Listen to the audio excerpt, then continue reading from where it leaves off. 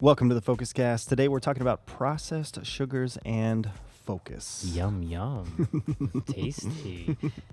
So if you want to accomplish your dreams, bro, and grow your Yeah. company, being aware of your sugar intake may actually be important, and we're going to find out why. Oh my gosh. Sugar has a major impact on our brain function and overall mental health, which these stats I thought were crazy that we're going to mention today about sugar and mental health.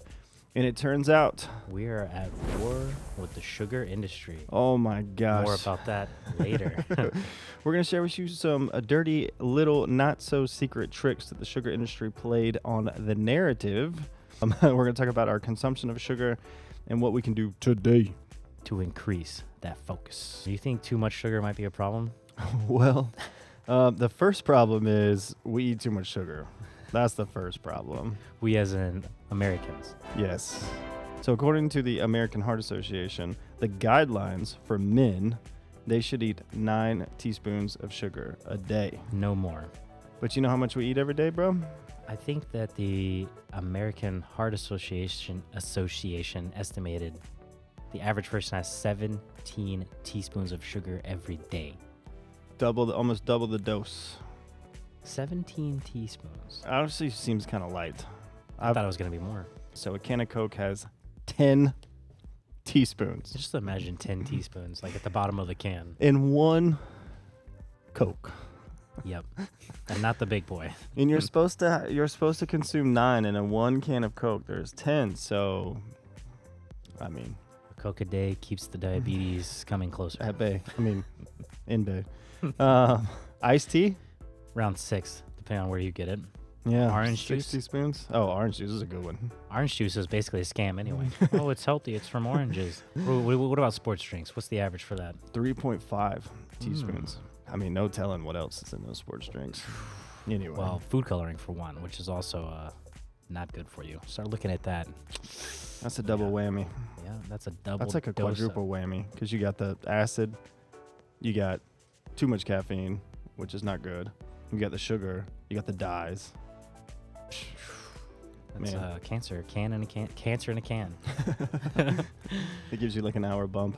Anyway, so problem number 1 with processed sugars, we eat too much sugar. No surprise. All right. Well, let's hit some good old-fashioned sugar and brain function. So, Yeah, how does it affect the brain? Even a single instance of elevated glucose in the bloodstream can be harmful to the brain, resulting in slowed cognitive function and deficits in memory. Isn't that wild? I mean, like, we give kids chocolate milk and then we expect them to focus like after lunch. oh yeah. God, we're so backwards, our society. Anyway. I mean, I see.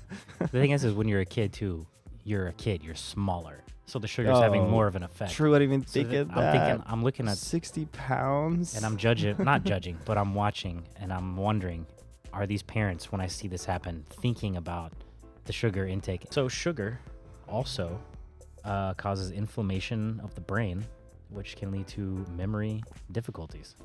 Yeah, we've been talking a lot about inflammation in the brain, especially in the context of alcohol, which we'll talk about in a future episode. But I can't help but think, how many of us have an inflamed brain? A lot Like me. right now. Yeah. 23,245 individuals enrolled in a Whitehall study. So this is well studied. Found higher rates of sugar consumption was associated with a greater incidence of depression.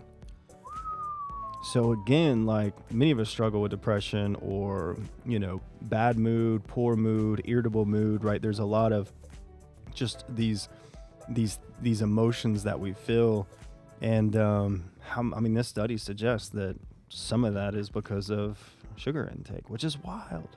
Those with the highest level of sugar consumption were 23% more likely to be diagnosed with a mental disorder. 23% is a pretty decent amount. That's I don't want to be I don't want a 23% higher chance of mental disorder. A lot of mental health, not surprisingly, if you look at things holistically, have to do with metabolic disorders. So basically, it turns out your overall health affects your brain. Imagine that. Imagine that. Imagine it took us to 2023 and scientists to finally figure out that your physical health affects your mental health. Solutions to eating too much processed sugar. One could be is that you don't do it. When you're hungry, chug a bunch of water first instead of going straight to like a sugary snack or sugary drink. Yeah, that's a big one. We've mentioned that one a couple times, but I think it's Your body you might be feeling like you're hungry, but it could be your body telling you you're actually dehydrated. a lot of times when you're hungry, the first thing you should do is just drink an entire glass of water. You know, if any of my friends know I pee a lot. I also pee a lot. Yeah. Because we drink a lot of water. Drink a ton of water, just Yep. a ton of water. I think with one of the girls I dated back, in the day, thought that I was peeing so much she thought I was doing cocaine or something. She's like, "Why do you pee so much?" I'm like, Why do you keep going to the bathroom? "Yeah, why do you keep going to the bathroom?" I was like, "I drink a lot of water." And you're itching your nose when you come back. It's like water and sinuses. I can see why someone would think it was coke habit. Stress causes you to be hungry. So Yep.